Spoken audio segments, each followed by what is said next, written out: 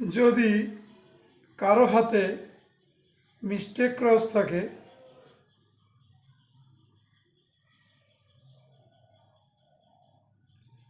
তাহলে সেই ব্যক্তির বার্ধক্যে অত্যন্ত সুন্দর সাশ্রয় হয়, অর্থাৎ নিরিবিলি শান্তিপূর্ণভাবে জীবন কেটে যায়।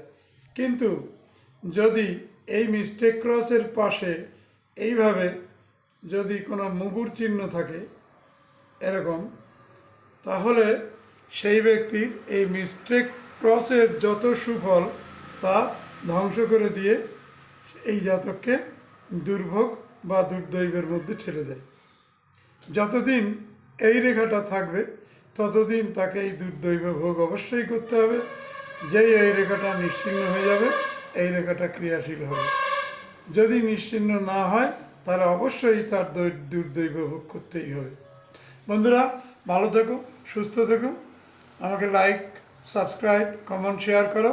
তোমরা আরও নতুন তথ্য জানতে পারবে। ধন্যবাদ।